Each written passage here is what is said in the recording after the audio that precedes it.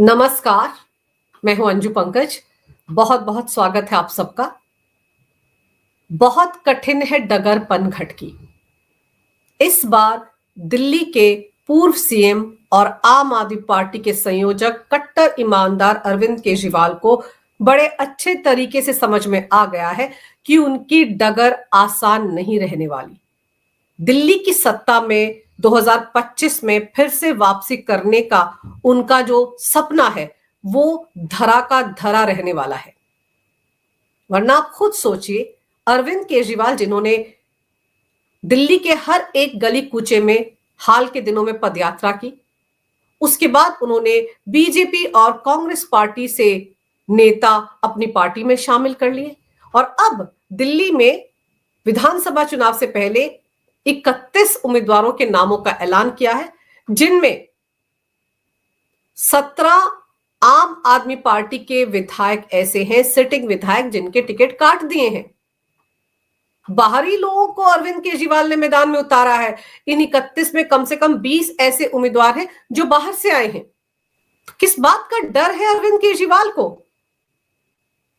अगर अरविंद केजरीवाल डरे नहीं होते तो जब वो ये कहते हैं कि उनकी पार्टी ने पिछले 10 साल में दिल्ली को चमका दिया, सड़कों को चमका दिया, मुफ्त में पानी दी, मुफ्त में बिजली दी, मुफ्त में महिलाओं को बसों में यात्रा करने की सुविधा दी, बुजुर्गों को तीर्थ यात्रा करवा रहे हैं, मोहल्ला क्लिनिक है वर्ल्ड क्लास, सारी सुविधाएं वहां पर लोगों को मिल रही है और दिल्ली में मुफ्त में शिक्षा मिल रही है। जब इतना सारा काम अरविंद केजरीवाल की पार्टी ने, उनकी सरकार ने पिछले 10 सालों में दिल्ली में किया है, तो उसके बाद क्या वजह है कि अरविंद केजरीवाल को अपनी पार्टी के विधायकों पर ही भरोसा नहीं रह गया है? यानी कि वो खुद तो अच्छा काम कर रहे हैं दिल्ली में, लेकिन उनके विधायक अच्छा काम नहीं कर रहे हैं, शायद वो यही मानकर चल रहे हैं, इसीलिए बाहरी नेताओं को टिकट बांटते फिर रहे हैं। और फिर अब आप देखिए, एक नया दाव आम आदमी पार्टी ने खेला है। डीटीसी के कॉन्ट्रैक्ट पर जो ड्राइवर और कंडक्टर हैं, पिछले कई दिन से हड़ताल पर बैठे हुए हैं। पिछले 10 साल से उनकी मांग है कि उनको पक्का किया जाए, नियमित किया जाए।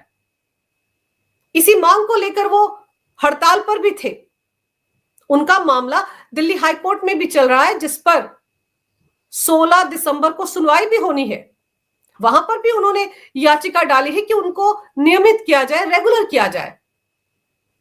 और अब सोमवार को एक झुंझुना डीटीसी के इन संविदा कर्मचारियों को दिल्ली की मुख्यमंत्री आतिशी मारलेना ने पकड़ा दिया है। जिस तरह के झुंझुने उन्होंने बस मार्शल्स को थमाए थे, बिल्कुल वैसा ही झुंझुना डीटीसी के कॉन्ट्रैक्ट के कर्मचारियों को थमा दिया गया है। क्या कहती हैं आतिशी मारलेना प्रेस कॉन्फ्रेंस में? उनका कहना था कि दिल्ली परिवहन निगम के संविदा पर लगे ड्राइवरों और कंडक्टरों को स्थायी किया जाएगा। कर दिया गया है, ऐसा कोई फैसला नहीं हुआ है, किया जाएगा। और साथ ही साथ डीटीसी में संविदा पर काम कर रहे बस ड्राइवरों और कंडक्टरों को पक्का करने का काम शुरू हो गया है। यहां पर मैं आपको याद दिला दूं कि 2015 में सौरभ भारद्वाज ने लिखित में डीटीसी के कर्मचारियों के साथ एक वादा किया था कि तुरंत 2 महीने के अंदर इन सब कर्मचारियों को पक्का करने का काम शुरू किया जाएगा। ये 2015 की बात है। मैंने अपने कई वीडियोस में सौरभ भारद्वाज की वो लेटर भी दिखाई है।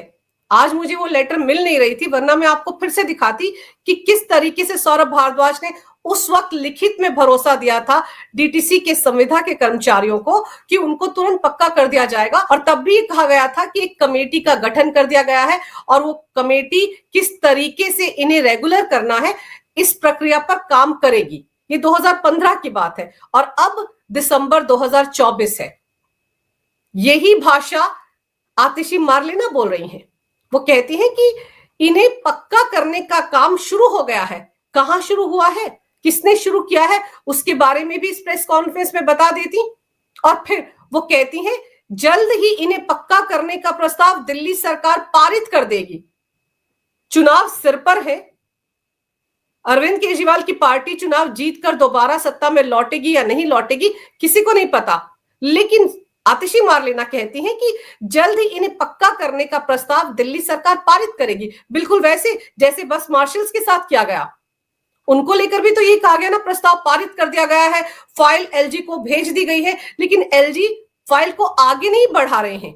तब तो यहां तक दावा किया आतिशी मारलेना ने कि वो जो बस मार्शल्स है, अगर उनकी नियुक्ति हो जाती है तो उनकी तनख्वाह दिल्ली सरकार देगी, केंद्र सरकार को तनख्वाह देने की जरूरत नहीं है, क्योंकि आतिशी मारलेना एंड कंपनी को बहुत अच्छे तरीके से पता था कि बस मार्शल्स की नियुक्ति के लिए फैसला केंद्र सरकार ही ले सकती है, दिल्ली सरकार के पास ये अधिकार नहीं है।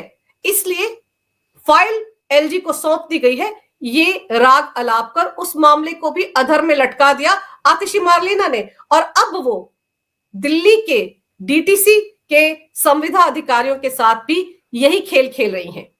उन्होंने कहा कि दिल्ली परिवहन निगम की बसें दिल्ली की लाइफलाइन है। बड़ी जल्दी ख्याल आ गया उनको कि ये लाइफलाइन है, और दिल्ली की जो अर्थव्यवस्था है उसमें डीटीसी बसें बहुत बड़ी भूमिका निभाती हैं। अब आप खुद सोचिए, जो डीटीसी 10,000 करोड़ से भी ज्यादा के घाटे में चल रही है, वो किस तरीके से दिल्ली की अर्थव्यवस्था में सहयोग कर रही होगी, किस भूमिका की बात आतिशी मारलेना कर रही हैं। और फिर आप देखिए, इसी साल मार्च के महीने में दिल्ली विधानसभा में पेश किए गए आर्थिक सर्वेक्षण के मुताबिक दिल्ली परिवहन निगम को 2023-24 में 2,666 करोड़ का घाटा हुआ था, यानी कि 3,000 करोड़ के आसपास ही घाटा हुआ था एक साल में। जुलाई 2022 में सीएजी की एक रिपोर्ट में कहा गया था कि मूलधन और ब्याज यानी डीटीसी पर कुल बकाया ऋण 37,500 करोड़ रुपए से ज्यादा है, यानी डीटीसी का कुल घाटा 10,000 करोड़ से भी ज्यादा का हो चुका है। और डीटीसी सरकार के लिए बिल्कुल वैसे ही एक सफेद हाथी बनी हुई है जैसे किसी वक्त पर एयर इंडिया केंद्र सरकार के लिए हुआ करता था। ये तक टिप्पणी सीएजी की उस रिपोर्ट में की गई थी। और आगे देखिए, अगर पुराने आंकड़ों पर नजर डालें तो 2003-2004 में डीटीसी को हर किलोमीटर पर 15 रुपए 77 पैसे की आमदनी होती थी, वहीं लागत 39 रुपए 46 पैसे थी। उस वक्त हर किलोमीटर पर 23 रुपए 49 पैसे का घाटा हो रहा था, मगर अब लागत पहले के मुकाबले 3 गुना ज्यादा बढ़ गई है, 120 रुपए प्रति किलोमीटर तक पहुंच गई है, जबकि राजस्व 37 रुपए 46 पैसे तक ही पहुंच पाया है। घाटा वृद्धि के पीछे डीटीसी के अधिकारी तर्क देते हैं कि सीएनजी की कीमतें तो बढ़ रही हैं, डीटीसी की बसों में सीएनजी का ही इस्तेमाल होता है, लेकिन किराया नहीं बढ़ाया जा रहा है इन बसों का, जिसकी वजह से डीटीसी को घाटा हो रहा है। इस घाटे की तरफ आतिशी मारलेना कोई टीका टिप्पणी नहीं कर रही हैं, लेकिन अब उनको ख्याल आ गया है कि भाई किसी ना किसी तरीके से डीटीसी के ये जो संविदा वाले कर्मचारी हैं इनको मनाया जाए। चुनाव में इनकी नाराजगी महंगी पड़ सकती है आम आदमी पार्टी सरकार को। तो जैसे बस मार्शल्स को मनाने की कोशिश हो रही थी, वैसे इनको भी झुंझुना थमा दिया गया है। और फिर आतिशी मारलेना ने यह भी ऐलान किया कि इनका वेतन बढ़ाया जाएगा। आतिशी मारलेना ने कहा कि संविदा पर लगे ड्राइवरों और कंडक्टरों को पक्का करने के साथ साथ उनका वेतन भी बढ़ाया जाएगा। ये सब कुछ फ्यूचर टेंस में होगा। बढ़ा दिया गया है या उनको पक्का कर दिया गया है, ऐसा कोई ऐलान आतिशी मारलेना ने नहीं किया। जैसे अरविंद केजरीवाल जगह जगह घूम घूम कर कहते हैं कि आप मुझे चुनाव जिता दीजिए, मुझे फिर से दिल्ली का सीएम बना दीजिए, और जब मैं सत्ता में आ जाऊंगा तो आपके बढ़े हुए पानी के बिल और बढ़े हुए बिजली के बिल मैं माफ कर दूंगा। सीधे सीधे ब्लैकमेलिंग करते हैं वो। दिल्ली में आम आदमी पार्टी की सरकार है, दिल्ली जल बोर्ड पर भी आम आदमी पार्टी का ही कब्जा है, बढ़े हुए बिजली के बिल भी आम आदमी पार्टी ने ही दिल्ली वालों को थमाए हैं। और अब चुनाव नजदीक आता देखकर लोग कहीं बिजली पानी के बढ़े हुए बिलों के चलते आम आदमी पार्टी पर अपना गुस्सा ना निकाले, इसलिए अरविंद केजरीवाल ने ये झुंझुना भी दिल्ली वालों को थमाया है कि मुझे चुनाव जिता दीजिए और मैं आपके बिजली पानी के बिल माफ कर दूंगा। आगे इस प्रेस कॉन्फ्रेंस में आतिशी मारलेना ने यह भी कहा कि संविदा ड्राइवरों का जो वर्तमान में वेतन है उसके हिसाब से उन्हें हर दिन 843 रुपए मिलते हैं, जो कुल 21,918 रुपए हर महीने का वेतन है उनका। अब सोचिए, राजधानी दिल्ली वहां पर जो डीटीसी की बसें चलाते हैं, कॉन्ट्रैक्ट पर जो ड्राइवर है, उनको हर रोज 843 रुपए मिलते हैं और महीने के आखिर में उनको 21,918 रुपए मिलते हैं। उन्हें डीए या ग्रेड पे नहीं मिलता है। ऐसे में संविदा कर्मचारियों ने दिल्ली सरकार के सामने मांग रखी थी कि उन्हें दैनिक वेतन की बजाय एक कंसोलिडेटेड अमाउंट हर महीने के आखिर में मिल जाए तो ज्यादा बेहतर रहेगा। तो आतिशी मार्लेना ने कहा कि सरकार ने उनके इस प्रस्ताव को मंजूरी दे दी है और अगले 1-2 महीने के अंदर कर्मचारियों को उनके ग्रेड पे के अनुसार वेतन मिलना शुरू हो जाएगा। आप समझिए शब्दों को, अगले 1-2 महीने की बात कर रही है आतिशी मार्लेना, जबकि 15-20 दिन के अंदर दिल्ली में होने वाले विधानसभा चुनाव के लिए चुनाव आयोग की तरफ से नोटिफिकेशन आ जाएगा। दिल्ली में चुनाव आचार संहिता लग जाएगी। ऐसे में आतिशी मार्लेना अगले 1-2 महीने में कैसे इन कर्मचारियों को ग्रेड पे के अनुसार वेतन देने का झुंझुना थमा रही हैं? कैसे वो ये वादा कर रही हैं? उनको तो ये तक भरोसा नहीं है कि कालका जी से उनको अरविंद केजरीवाल इस बार टिकट देंगे या नहीं।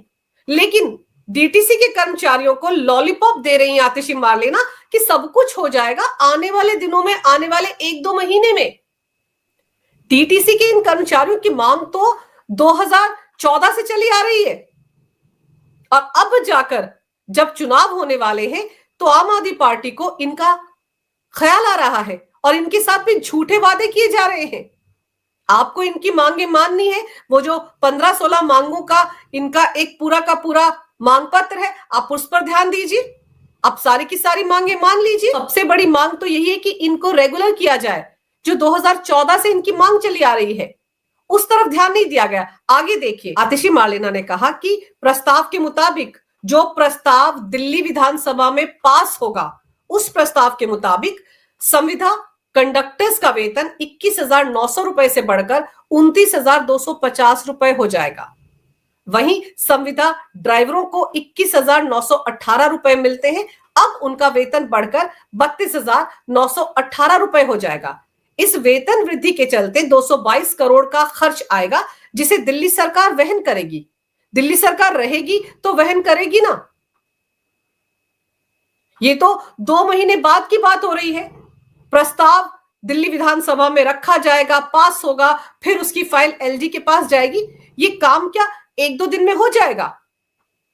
जब 2014 से लेकर 2024 तक ये काम आम आदमी पार्टी सरकार नहीं कर पाई, तो अब ये काम क्या अगले 15 दिन में या 20 दिन में हो जाएगा? क्या ये लॉलीपॉप आतिशी मार्लेना डीटीसी के कर्मचारियों को नहीं थमा रही हैं? और फिर 222 करोड़ रुपए का खर्च आएगा जिसे दिल्ली सरकार वहन करेगी। दिल्ली सरकार के पास पैसा कहां से आता है? दिल्ली के टैक्स पेयर का पैसा है। दिल्ली का खजाना तो पहले ही 7,000 करोड़ के घाटे में चल रहा है।